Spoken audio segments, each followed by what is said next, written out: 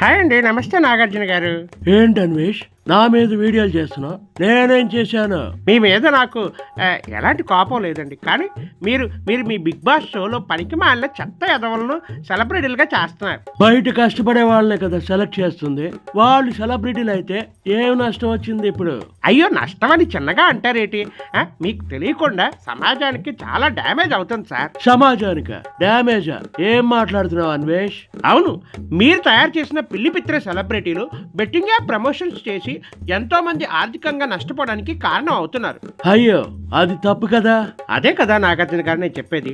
ఆర్థికంగానే కాదు, కొందరు ఈ బెట్టింగ్ మాయలో పడి ప్రాణాలు కోల్పోతున్నారు. నాకు ఆ బిగ్ బాస్ షో వరకే నా పని ఉంటుంది, తర్వాత నా బిజీలో నేను ఉంటాను అన్వేష్. మీరు మీ వ్యాపారాలు సినిమాలు చూసుకుంటారు, కానీ మీరు తెచ్చిన ఈ చెత్త బ్యాచ్ దేశానికి మచ్చ తీసుకొస్తున్నారు, ప్రజలకు హాని చేస్తున్నారు. వాళ్ళ పనులను నేను తీవ్రంగా ఖండిస్తున్నా, కానీ తప్పు నాదే అనడం కూడా తప్పే అన్వేష్. సెలెక్ట్ చేసేటప్పుడే మంచి వాళ్ళని చూసి సెలెక్ట్ చేయాలి. అవన్నీ నేను చూడనుగా అన్వేష్. దానికి బిగ్ బాస్ టీం ఉంటుంది, వాళ్ళు చూసుకుంటారు. ఇప్పుడు మీరు అన్నది కూడా నిజమే, కానీ రేపు ఈ ఎదవలు చేసే పనులకి మూల కారణం మీరే అంటారు.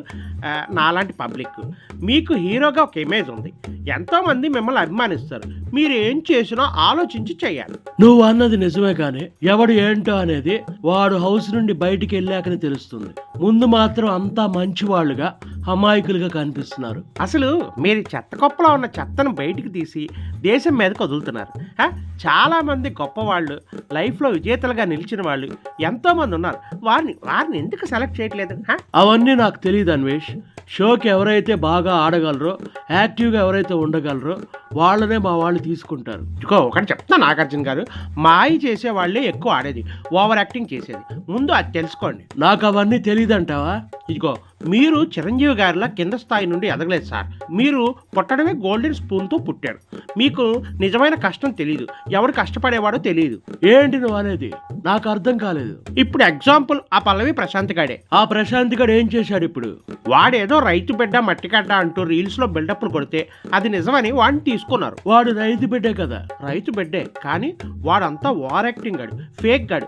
ఎంతో మంది నిజమైన రైతన్నలు రైతుల కష్టాల గురించి మాట్లాడుతూ ఎప్పటి నుంచో ఉన్నారు. వాళ్ళెవరూ మీ కంటికి కనిపించలేదు.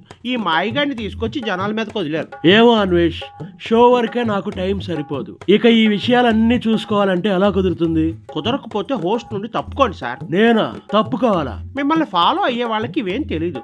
వారిని మీరు ప్రభావితం చేస్తారు. మీరు ఏం చేసినా సరే చూస్తారు. నేనేదో షో బాగా వెళ్ళడం కోసం హోస్ట్ గా చేస్తున్నా.